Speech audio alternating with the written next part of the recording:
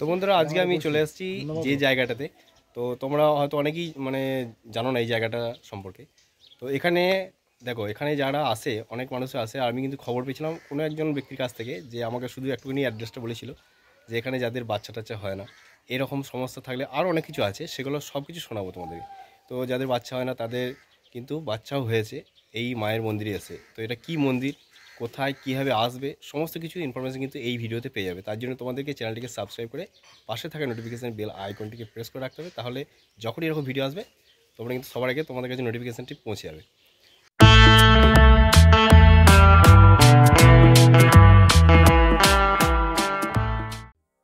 এই যে জায়গাটা দেখতে পাচ্ছ, এই জায়গাটার নাম হচ্ছে হলদি দেপাড়া, ঠিক আছে। এই দেপাড়া হচ্ছে ওইটা, আর বাসটা যেখানে আসছিল ওটা হচ্ছে হলদি। ওই যে অরেঞ্জ কালার একটি মন্দির দেখা যাচ্ছে ওটা হচ্ছে দেপাড়ার মোড়। ওই রাস্তা ধরে যেতে হবে চান্না গ্রাম। তো আমি এখন দাঁড়িয়েছিলাম ওই হলদি দেপাড়াতে, এখন রয়েছি চান্না গ্রামে চলে এসেছি। তো এই যে মন্দিরটা দেখতে পাচ্ছি এটা হচ্ছে মনসা মন্দির। এই মনসা মন্দির গেটের সামনে দাঁড়াবে, এই পিছন দিয়ে একটি রাস্তা আছে, ঢালাই রাস্তা। ওই রাস্তা ধরে আসলে পরেই এইরকম কালারের একটি বাড়ি দেখতে হবে, এটাই হচ্ছে বিশ্বনাথ বাগের বাড়ি। দেখতে পাচ্ছ পোস্ট খানা জংশন, আর গ্রাম চান্না, জেলা বর্ধমান। তো খানা জংশন থেকে তোমরা আসতে পারো এই মন্দিরে 4 কিলোমিটার দূর। আবার তালিত হয়েও আসা যায়, তালিত হয়ে হলদি দেপাড়া মোড়ে নামতে হবে, ওখান থেকে 9 কিলোমিটার। যদি কেউ এমনি পার্সোনাল গাড়ি করে আসে তাহলে আমি বলবো নবহাট থেকে একদম গুসখাড়া যে রোডটা, সিঁড়ি রোডটা, সেই রোড ধরে এসে হলদি দেপাড়া যে মোড়টি রয়েছে, দেপাড়া মোড়ে থেকে বাঁ দিকে রাস্তা ধরে আসবেন, 3 কিলোমিটার দূরেই রয়েছে এই চান্না গ্রাম। তো ওখানে যাওয়ার পর যখন গিয়েছিলাম তখন কিন্তু বাবা বাড়িতেই ছিলেন, শরীর খারাপ ছিল, অক্সিজেন নিয়েছিলেন আর কি। ওনার ছেলে ডেকে দিলেন, আসলেন, কিন্তু আমাকে কিন্তু সেদিনে বললো বাবা তুমি পরে আসো। হ্যাঁ, আপনি আদেশ করেই বলছিল যে আপনারা পরে আসুন, পরের দিনে ভিডিও বানাবো।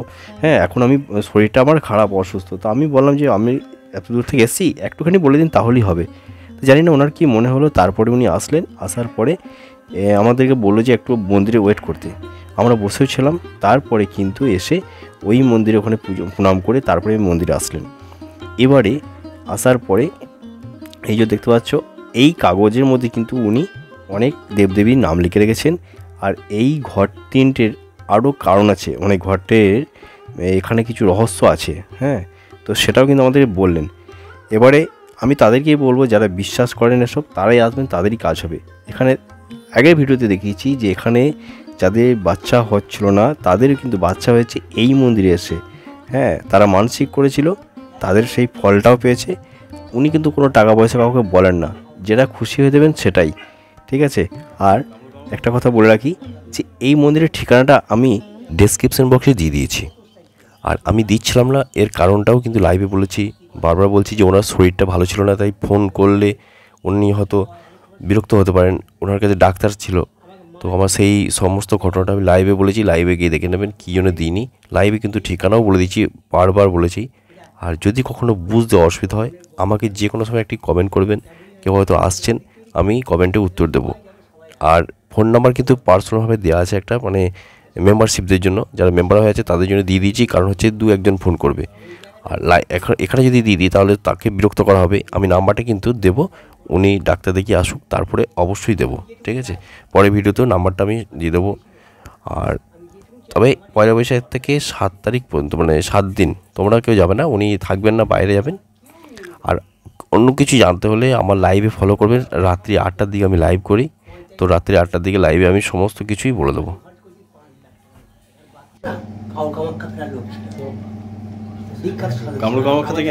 আমার দাদু বিখ্যাত ওস্তাদ, আমার মতনই এরা মতো বিখ্যাত ওস্তাদ ছিলেন। কিন্তু ওনারা কি করে জানেন, ওরা কিছু স্মৃতি করে না। আর আমি যখন মাকে পেয়েছিলাম, আমি যদি আগে কিছু হয় আগে তোমার স্মৃতিটা করবো।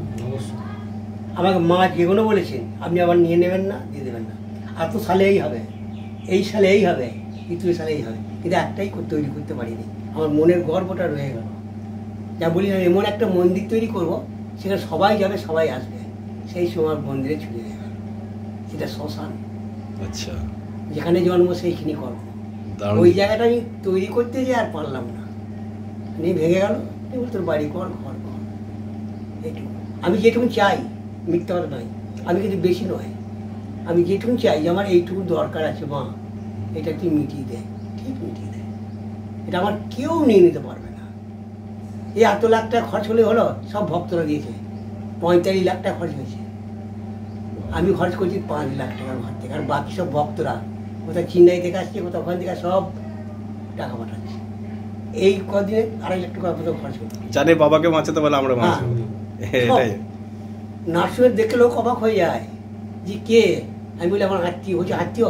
আমাকে ওখানে ঘর ভাড়া নিতে হয়েছে আলাদা, সব যাচ্ছে বলে নার্সিংহোমে আলাদা ঘর ভাড়া নিতে হয়েছে। চিন্তা করুন তাহলে, মানে সবাই ভাবছে এত আত্মীয়, কিন্তু কে কোথাকার কে, এরাই তো আমরা সন্তান। অবশ্যই।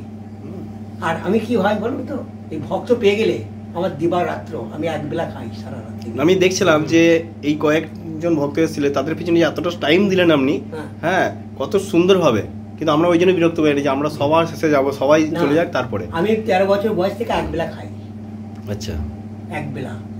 এই সারাদিন একটু আছে আমার চায়ের নেশা ছিল আগে, নেশা কেটে গেছে, হ্যাঁ, আর একটু খাইব, আমি মিথ্যা করে বলে লাভ নেই, খইনি।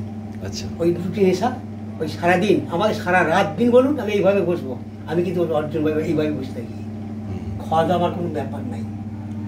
এই যে এত ফল মাকড় পরে বুঝলেন, কিন্তু আমাদের জন্য একটু চা খাওয়া একটু বন্ধ হলো, ক্ষমা করে দিয়ে জানো না ওটা করে লাভ না, আমাদের আমরা নেশাটা বেঘাত ঘটালাম একটু। কি করবো, ভালো লাগলো আমার মনটা, কি বুঝলো জানো, বসে ধুমে গেলাম। কে যেন বলে ছেলেগুলো ঘুরে যাবে, যা যা। আমিও কিন্তু সত্যি কথা ওইখানে বসে বসে বলছিলাম যে মাকে, যে মা আমার দেরি হয়, সন্ধ্যা হোক কোনো অসুবিধা নাই, কিন্তু যেন ফিরে যেন না যেতে হয় আমাকে। হ্যাঁ, আমার কষ্ট লাগছিল ভেতরে ভেতরে। আমার শরীর আমাকে মেয়ে বলছে বাবা তেলটা মাখো, এই করবে, এই হবে। বাবা আর কিছু বক্তব্য রাখছি না, অসংখ্য ধন্যবাদ আপনাকে। আর একটু চা খাবে কি, চা জল করা না বলি। তো বন্ধুরা দেখতে পাচ্ছ আমি এখন যেখানটায় রয়েছি, এই মায়ের মন্দিরে কিন্তু অনেকের মানে যারা যারা এসেছিল মায়ের মানে মন্দিরে, অনেকের কিন্তু বাচ্চা হয়েছে, মানে যাদের বাচ্চা হয়নি, নিঃসন্তান, হ্যাঁ, তো তাদেরকে আমি এই সন্ধানটা দিচ্ছি এই মন্দিরে। আর এখানে কিন্তু বাবা কিন্তু কাউকে ভিডিও বানাতে দেননি, তাই তো বাবা? তো একবার আপনি বলুন কাউকে ভিডিও বানাতে দিই, তো উনি দেননি। আর এটা দেখো, এটা কিন্তু হয়তো আমি মায়ের ভিডিও বানাই বলে হয়তো উপরওয়ালার ইচ্ছা। আর আমি সত্যি আমি কষ্ট পাচ্ছিলাম যে এতক্ষণ ধরে এসেছি, আমাকে ফিরিয়ে দেবে, তা উনি যাই না কি মনে হলো, উনি কিন্তু অক্সিজেন খুলে তারপরে এসছেন, অক্সিজেন জাস্ট খুলে বসেছিলেন, তারপরে কিন্তু এখানে এসছেন। আর আমি কিন্তু ওয়েট করেছিলাম, তো আমাদেরকে যাক বানাতে দিল। আমি চাই যে তোমাদের উপকার হোক, আর ইনি সেরকমই মানুষ, ইনি কিন্তু নিজের কোনো চাহিদা নেই, কোনো টাকা পয়সা চান না উনি। তো আমরা দেখলাম যেখানে বসে বসে যারা এসছিলেন, কোনো কিছু নাই, যে যেমন পেরেছে দিয়েছে, উনি কিন্তু চান যে মানুষের যেন কল্যাণ হোক। আর ওনার একটা স্বপ্ন ছিল, সেটা তো শুনতে পেলে তোমরা, আরও শোনাবো, আমি আবার পরে আসবো, পরে ভিডিওতে বলবো, ঠিক আছে? তো চলো, বাই বাই, ভালো থেকো।